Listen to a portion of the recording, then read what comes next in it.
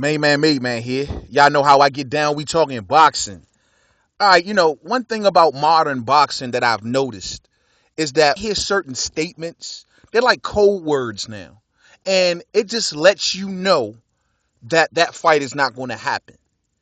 Let's do this, man. When you hear the statement, when a promoter or a fighter comes out and he's like, "Yo, I'll fight such and such in due time." Fight ain't going to happen. Or when the time is right, fight ain't going to happen. Let the fight marinate. Fight ain't going to happen. If it makes sense, fight ain't going to happen. Kind of learning that now. And a lot of these type of words, ladies and gentlemen, have recently come out of the words of the trainer of Daniel Jacobs. I've given Canelo, I guess enough shit in my last few videos, if you will. And I have my reasons.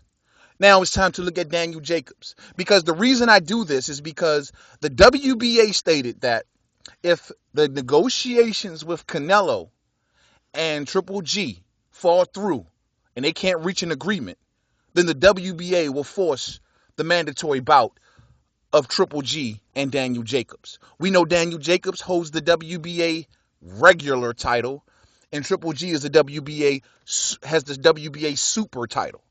So it's a mandatory fight. Now, given that the negotiations between Canelo and Triple G's camp are not really officially dead, but we know what direction it's going in.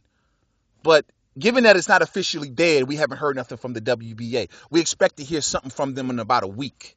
But it seems as if the groundwork is starting to be laid out now from the Jacobs team that it's looking like they're not going to face Gennady Golovkin, ladies and gentlemen. You look at it's already what's being put out there. Listening to Daniel Jacobs' trainer, there's an article on Boxing Scene today, and they're pretty much breaking it down. And he said he was hoping for at least 2 more fights before he's seen Triple G. 2 more fights. That's what he was hoping. He says, take in mind, this is the same coach who coached Curtis Stevens when he got his ass whooped and knocked out in the 8th round by Gennady Golovkin. So this particular coach already knows what he's up against. You know what I'm saying? I hear Daniel Jacobs running around screaming for Canelo. There's even a video that he did himself on his phone or whatever. He's calling out Canelo. I've seen him call out Billy Joe Saunders. But I've timidly heard him call out Gennady Golovkin, only when forced to respond to a question. I don't think this fight's going to be made no time soon. They're saying Daniel Jacobs is going to come out on July 30th for his next fight. Opponent hasn't been named at this point. Now, we know Triple G just fought. No, I take that back. Canelo just fought. That July 30th is a little earlier than they thought Triple G was returning back. They actually want Triple G to come back and fight in September. But if Daniel Jacobs comes back and fight July 30th, there's no way that fight can, that can be made. Then Daniel Jacobs was going to need some time to, his mandatory time that he gets to rest after a fight and all these other jazz. And we know how inactive usually Danny Jacobs is. I just don't know, man. They're saying that they wanted him to take 2 more fights after he just defeated Peter Quillen back in December. Ladies and gentlemen, that fight only lasted 1 round. He took very, very minimal damage in that fight. And then prior to that, it was tune-up fight after tune-up fight for Daniel Jacobs. Because due to his inactivity, he was trying to get back into the flow of things. So we understood all of last year for Daniel Jacobs. And he topped it off with a good fight against Peter Quillen. He did what he had to do in that fight. Well, I don't think he needs any more inactive time. I don't think he needs 2 fights. He doesn't need 2 tune-ups. He just knocked out Peter Quillen. And he took no damage. Why does Daniel Jacobs need 2 tune-ups? I have zero idea. But then again, this is the Al Heyman way of how he does his fighters. We all know how this thing goes. Low-level fight, low-level fight, low-level fight, good fight. We already know how that goes. So maybe we shouldn't be surprised about that. Now, we all know Canelo is dealing with this court lawsuit thing. Check my video I did on that particular subject. He's dealing with that right now. And from what I'm hearing, talks between his camp and the Gennady Golovkin camp should resume by June 1st. Now, Triple G has since then got a few options, believe it or not. He may not be the big name fights that we want. And maybe one of them is even unrealistic, but that's an option still all the same. I'm hearing Gilberto Ramirez wants to fight him, the WBO champion at super middleweight. He's a top ranked fighter. He's undefeated. He's a Mexican fighter, and he wants to brawl with Gennady Golovkin.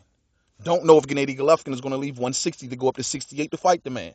Don't know if they're going to meet at a catchweight, but it's an option, and it's a championship fight and an opportunity for Gennady Golovkin to win a title in another division. And of course, he always has his WBC mandatory. The WBC number one contender, which is Jorge Sebastian Highland. I mean, not the top rated name that we want to see, but still, that's an option. It's an option. It ain't the big payday, no, but it's an option. You know what I mean? But I don't know, man. I like Daniel Jacobs. I got a lot of respect for Daniel Jacobs, but this to me doesn't look good, especially since the dude has held the WBA regular title for so long, ladies and gentlemen. Take in mind, Gennady Golovkin had like 2-3 fights since Daniel Jacobs have won that WBA regular title. You know what I'm saying? There was some network differences, I thought, but then seeing Al Heyman pitch Dominique Wade last month to Triple G on HBO lets me know it can be possible. It can be possible. I've seen Danny Jacobs do commentary for Showtime and PBC, but I don't think he has an exclusive contract with them. I could be wrong on that, but I don't think he does. There's nothing really preventing this fight between him and Triple G, ladies and gentlemen, is all I'm saying. And they are getting out in front of this thing before the WBA can issue out exactly what they're going to do about this fight. And they're getting out in front of it and already laying the groundwork that they don't want to fight Gennady Golovkin. And this is being real. So you guys get what you get from it. This is what I get from it. I don't think we're going to see Daniel Jacobs and Triple G. I don't think we're going to see Triple G and Canelo no time soon, but there's still slight possibilities there in both fights. But I just don't think, I just don't see it happening. Just don't see it happening. So we'll see, man. Keep our fingers crossed. But I think that camp is really getting out in front of this story, man, and trying to kind of lay the groundwork for the duck before the moment actually comes. Just my opinion. Let me know what you guys think. To the next video, Main Man Made Man. Don't forget to subscribe. Twitter, Made Man 511. Facebook, Main Man Made Man Boxing Forum. Google Plus, Main Man Made Man. I really got respect for Daniel Jacobs. The same way I didn't want to go off the deep end and call Canelo all kind of cowards and all that shit. I'm not going to try to do that to Daniel Jacobs. But I'm just saying that, man, it's not a good look. It's just not a good look, man.